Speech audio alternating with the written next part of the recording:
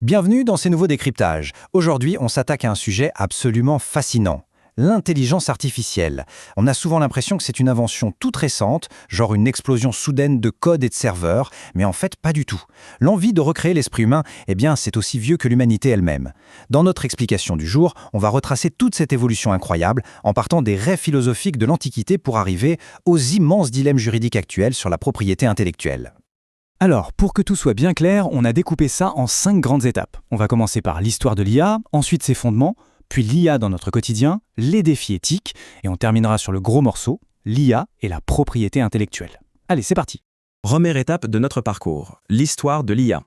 Comme on le disait, l'IA ce n'est pas juste un bug de notre époque, c'est une ambition très ancienne. Tenez, si on remonte à l'Antiquité, Aristote inventait déjà le syllogisme pour essayer de structurer la pensée.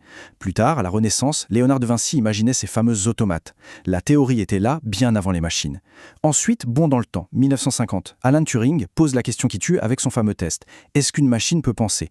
Le terme d'intelligence artificielle naît d'ailleurs officiellement peu après, en 1956, lors de la conférence de Dartmouth. Et le truc dingue, c'est qu'après des années de stagnation, ce qu'on a appelé les hivers de l'IA, il a fallu attendre les années 2000 pour que l'explosion de la puissance de calcul relance la machine, déclenchant l'essor fulgurant de l'apprentissage profond. Mais concrètement, comment ça marche ? Et c'est ce qui nous amène à notre deuxième partie, les fondements de l'IA. Alors, comment on passe d'une idée de philosophe à un système qui fonctionne vraiment sur un ordinateur ? Imaginons que l'IA, c'est comme une voiture. Elle a besoin de 3 choses indispensables. Numéro 1, les données. Ça, c'est le carburant. Texte, images, statistiques, le système doit se nourrir d'informations pour apprendre. Numéro 2, les algorithmes, comme les fameux réseaux de neurones. Eux, c'est le moteur. C'est le programme mathématique qui va transformer notre carburant brut en résultats concrets. Et enfin, numéro 3, la puissance de calcul. C'est le châssis, l'infrastructure ultra robuste sans laquelle notre moteur ne pourrait jamais tourner à plein régime pour digérer tous ces pétaoctets de données. Maintenant, le vrai secret, c'est la manière dont ce moteur apprend. En gros, on a 2 grandes méthodes. D'un côté, l'apprentissage supervisé. Là, on utilise des données qui sont minutieusement étiquetées. C'est un peu comme si on donnait les réponses à la machine. On lui montre des milliers de photos en lui disant « ça, c'est une voiture », jusqu'à ce qu'elle capte le truc toute seule. De l'autre côté, on a l'apprentissage non supervisé. Là, c'est plus sauvage. On plonge la machine dans des données brutes, sans aucune étiquette. C'est à elle de se débrouiller pour trouver des structures cachées. Et c'est absolument redoutable pour analyser des comportements complexes. Ce qui nous amène tout naturellement à notre 3e point, l'IA au quotidien. Parce que oui, maintenant que la théorie est bien en place, il faut voir à quel point ça impacte notre réalité. Ces algorithmes, ils sont partout. Prenons la santé. Des systèmes comme AlphaFold arrivent à prédire des structures de protéines hyper complexes pour booster la recherche médicale, pendant que des assistants virtuels comme Ada Health aident au suivi des patients. Dans la finance, les infrastructures comme celle de Visa tournent avec des modèles prédictifs ultra rapides, capables de bloquer des fraudes en quelques millisecondes à peine. Du côté de l'industrie, regardons Tesla, qui intègre une automatisation intelligente pour accélérer drastiquement la production. Et pour les transports, on a les réseaux de Waymo qui analysent les capteurs en temps réel pour rendre la conduite autonome non seulement possible, mais surtout sécurisée. C'est le monde d'aujourd'hui. Mais attention, on passe à la 4e partie, l'éthique et les défis. Car tout ça ne se fait pas sans heurts.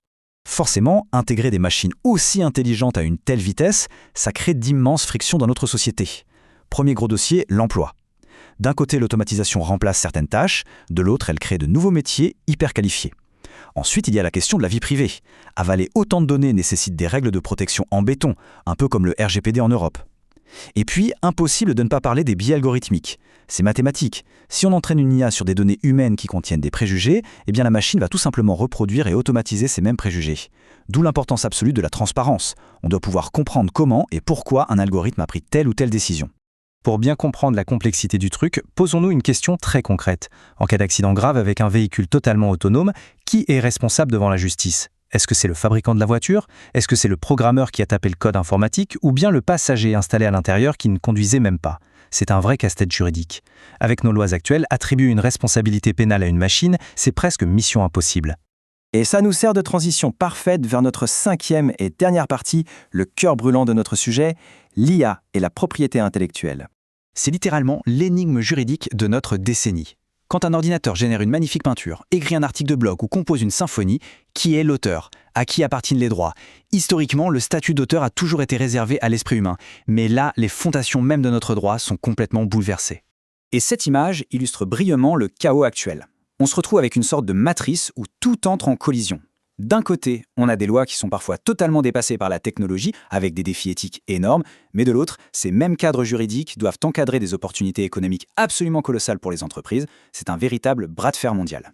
Les obstacles juridiques s'enchaînent vraiment comme des dominos. Prenons la paternité de l'œuvre. Aujourd'hui, la loi exige une personne physique pour donner le statut d'auteur. Du coup, quand une IA musicale comme Aiva compose un tube, à qui on donne le droit d'auteur ? Au créateur du logiciel ou à l'utilisateur qui a cliqué sur le bouton pour générer la musique. Autre exemple dans le domaine médical, l'Office européen des brevets a déjà recalé des brevets simplement parce que le dossier indiquait une machine comme unique inventeur. Bref, l'attribution de la propriété est un défi en cascade gigantesque. Il faut aussi qu'on parle de la façon dont ces plateformes comme Midjourney ou DALL-E apprennent. Elles ingurgitent des milliards de données trouvées sur Internet. D'un côté de la table, les géants de la tech plaident le fameux fair use, l'usage équitable. Pour eux, analyser ces données est légal et indispensable pour l'innovation. Mais en face, les créateurs hurlent à la violation des droits d'auteur. Ils voient le travail de toute une vie exploité massivement sans se toucher un seul centime en retour. On ne va pas se mentir, ce débat est ultra polarisé et occupe actuellement les tribunaux du monde entier. Mais le petit twist fascinant dans toute cette histoire, c'est que l'IA n'est pas seulement le problème, elle est aussi la solution technique. Ces mêmes algorithmes se transforment en des redoutables chiens de garde pour la propriété intellectuelle. Ils peuvent scanner le web en continu, détecter instantanément si une musique ou un film est piraté, et ils vont même jusqu'à faire de l'analyse prédictive pour estimer les chances de gagner un procès pour contrefaçon. C'est quand même fou, non ? Alors, ce qui est vraiment intéressant à observer ici, c'est de voir le double visage de l'IA en tant qu'entité créative. Bien sûr, le potentiel d'innovation est magique, l'efficacité de production explose, et la collaboration entre l'humain et la machine ouvre des portes incroyables pour l'art. Mais en même temps, il y a un lourd revers de la médaille. L'IA manque de véritable originalité pure. Elle ne fait que remixer ce qui existe déjà. Elle reste fondamentalement dépendante de ce qu'on lui donne au départ, sans oublier l'immense flou juridique et les risques très concrets pour l'emploi dans les milieux créatifs.